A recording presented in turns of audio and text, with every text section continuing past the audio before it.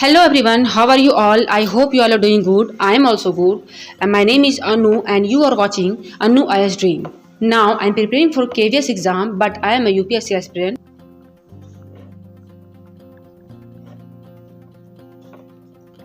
तो मेरे लिए बहुत ज़्यादा डिफ़िकल्ट हो जाता है बुक के साथ पढ़ाई करना। तो मैंने ऐसा डिसाइड किया है कि जितने भी पीजीटी एग्ज़ाम में क्वेश्चन पूछे गए हैं पीजीटी का, जैसे उसमें केवीएस भी आया, तो उसको मैं एक पेज में लिख लूँगी और देखती हूँ कितना वर्ड्स होते हैं। तो मैं भी सिनोनिम्स कर रही हूँ, तो मैं 50 सिनोनिम्स नोट डाउन करूँगी और उसको मैं कहीं भी बैठ के पढ़ूँगी, क्योंकि डिफ़िकल्ट हो जाता है कि मैं एक ही जगह बैठ के पढ़ूँ।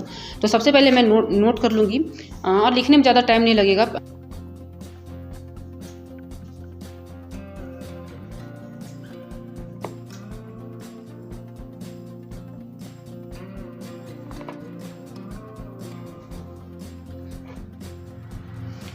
क्योंकि बहुत इंपॉर्टेंट है कि आप वही पढ़ें जो पूछा जा चुका है, क्योंकि अभी वो समय नहीं है कि अभी एक्सपेरिमेंट करने का समय है कि अभी हम लोग बहुत लेंदी पढ़ाई करें और पता चला कि वो पूछा ही नहीं गया है। तो कुछ ऐसा स्मार्ट अपनी स्ट्रैटेजी रखनी होगी।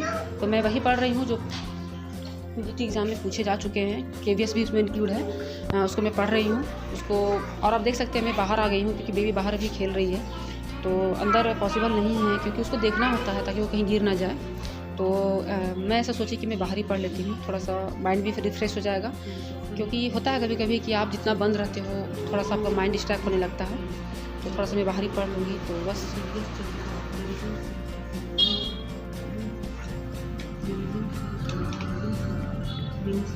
बेबी यहीं पे बैठी हुई है, वो अपना खेल रही है, डिस्टर्ब तो कर रही है, ऐसी बात नहीं है। वो मोबाइल बार बार गिराना चाह रही है, बट स्टिल मैं उसको डिस्ट्रैक्ट कर दे रही हूँ कुछ बात करके उससे, क्योंकि अपना काम तो है पढ़ाई करना, तो पढ़ाई तो करूँगी ही, इधर उधर उसको डिस्ट्रैक्ट करना भी ज़रूरी है।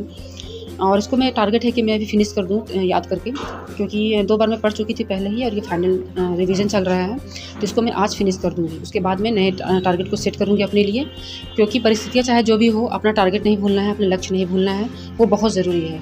क्योंकि देखिए जिसके लिए आप अपना लक्ष्य भूल जाइएगा, एक समय वही आपको ताना दे सकता है कि आपने किया ही क्या है, आपने कुछ नहीं किया है, क्यों मेरे लिए आप ये चीज़ करना छोड़ दिया है। वो नहीं समझने वाले हैं कि आप उनके लिए क्या फ़ील करते हो, आपके लिए वो क्या है, वो नहीं समझेंगे। लेकिन आपका अगर वही टारगेट है, आप उसको अचीव करने की कोशिश कीजिए, लोगों का जवाब वही होता है।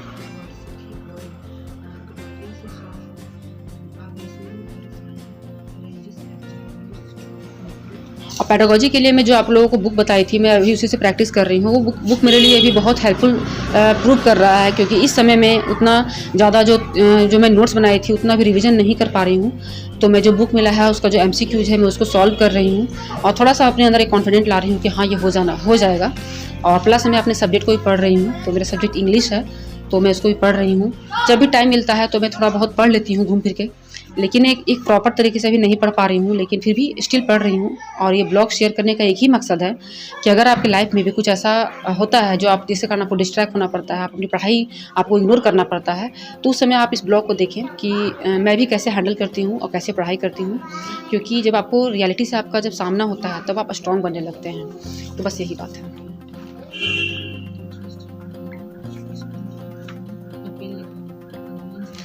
मैं खड़े खड़े बहुत ज़्यादा थक गई, तो सोची बैठ लेती हूँ, जितना देर बैठ पाती हूँ बैठ लेती हूँ। और आप देख सकते हैं इसका काम है पेन छीनना, तो इसको मैं बोली कि जब पेन लेके आओ अंदर से, तो वो ये पेन लाने ताकि थोड़ी देर में पढ़ लूँ। और इसको पेन भी बहुत जल्दी मिल गया, क्योंकि हमेशा पेन के साथ ही रहती है। बच्चे को जैसे इन्वायरमेंट दीजिएगा बच्चे वैसे ही रहेंगे। ये देखती है कि मम्मी पढ़ती है, तो पेन कॉपी जो ज़्यादा इसका जो खेल का सामान है वो पेन है, कॉपी पेन यही सबसे खेलती है। और ब्लॉग बनाना भी बहुत मुश्किल हो रहा है मेरे लिए, क्योंकि मोबाइल उसको मेरा मोबाइल ही चाहिए होता है। तो खैर ये सब बात की बात है। अभी मैं यहाँ पे रिवीजन कर रही हूँ, क्योंकि मेरा टारगेट है इसको कंप्लीट करने का। तो इसको आज जितना देर लगे मैं उसको इतना फिनिश कर लेती हूँ।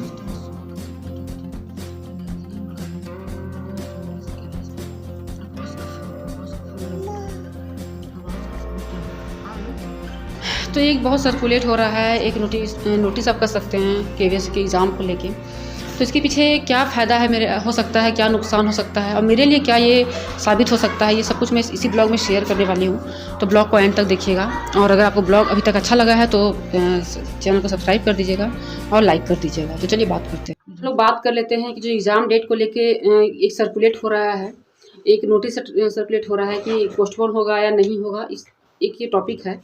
तो इस पे मेरा क्या कहना है, मैं तो ये कहूँगी कि एक एस्पिरेंट के लिए अगर एग्ज़ाम टाइम पे होता है वो भी बहुत अच्छी बात है, और अगर थोड़ा-सा उनको टाइम मिल जाता है तो भी अच्छी बात है। लेकिन अगर एग्ज़ाम टाइम पे हो जाता है तो एक जो आपका बर्डन होता है, जिस एनर्जी से आप स्टार्ट करते हैं अपनी तैयारी को, और आपका टाइम पे एग्ज़ाम हो जाता है, तो इससे आपके अंदर एक जुनून रहता है। लेकिन वही अगर एग्ज़ाम आपका थोड़ा-सा टाइम चला जाता है, टल जाता है, तो आपके अंदर फिर से लेज़ीनेस आ जाएगा, बहुत लेज़ी फ़ील करेंगे कि अच्छा अभी 1 महीने बाद है तो फिर ऐसे पढ़ते हैं, वैसे पढ़ते हैं। तो आपका जो प्रिपरेशन जो स्पीड है, वो भी स्लो आपका होने लगता है। ठीक है? अब इसमें बात करूँगी कि जिनके पास, जैसे कि मेरा जो कंडीशन है कि मेरे पास बच्चा है, थोड़ा-सा टाइम निकालने में प्रॉब्लम होता है, तो मेरे लिए क्या ये बेनिफिट हो सकता है? तो मेरे लिए बेनिफिट हो सकता है, अगर थोड़ा-सा टाइम मिल जाता है, तो मेरे लिए बहुत बेनिफिट हो सकता है। क्योंकि अभी जैसे कि 2-4 दिन से मेरी पढ़ाई पूरी तरह से रुकी हुई है, बिल्कुल रुकी हुई है।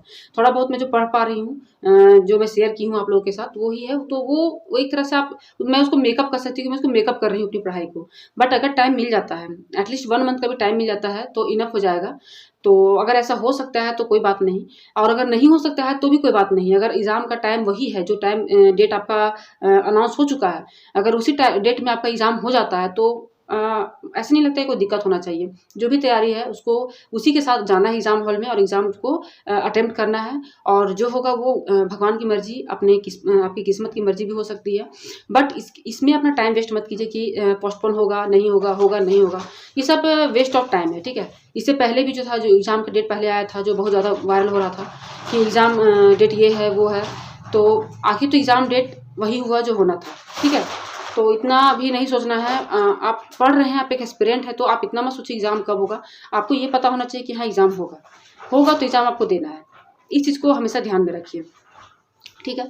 तो अभी आप अपना सबसे पहले अपना ये क्या बोलते हैं, सीडीपी को फिनिश कीजिए, और अपना सब्जेक्ट को फिनिश कीजिए, और करंट अफेयर को। ये 3 जो पोर्शन है उसको अगर आप स्ट्रॉन्ग कर लेते हैं, थोड़ा-सा आपके अंदर एक कॉन्फिडेंट लेवल आ जाएगा। और अभी क्या कीजिए कि जो इम्पोर्टेंट है, जैसे कि आप यूट्यूब पे सर्च कीजिए कि इम्पोर्टेंट वोकैब्युलरी हो गया, सिनोनिम्स हो गया, जो टीचिंग एग्ज़ाम में पूछे जा चुके हैं, उसको सर्च कीजिए और उसको सुनने की कोशिश कीजिए।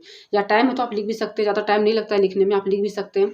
एटलीस्ट अगर आपके पास 50 वर्ड भी हो जाएँगे तो आपके लिए वो इनफ होगा। तो जैसा कि आपने देखा है वीडियो में मैं कैसे लिखी हूँ, वो सारे टीचिंग एग्ज़ाम का कंपाइलेशन है, आप कर सकते हैं। तो उसको पढ़ती रहूँगी तो एक माइंड मेकअप रहेगा कि हाँ, उतना पढ़ा हुआ है। और रहा सवाल हिंदी का, तो हिंदी उतना पढ़ने की ज़रूरत नहीं होती है हम लोग को। हम लोग जैसे कि हम लोग का है कि हिंदी बैकग्राउंड ही है, तो उतना थोड़ा-सा ही पढ़ लेने से हो जाएगा। मेरे पास एक कमेंट आया था कि जैसे मेरा इंग्लिश बैकग्राउंड है, तो मैं हिंदी में सब कुछ क्यों पढ़ती हूँ? तो सबसे बड़ी बात है कि मेरा मीडियम हिंदी रहा है, मेरा ऑनर्स पेपर इंग्लिश है।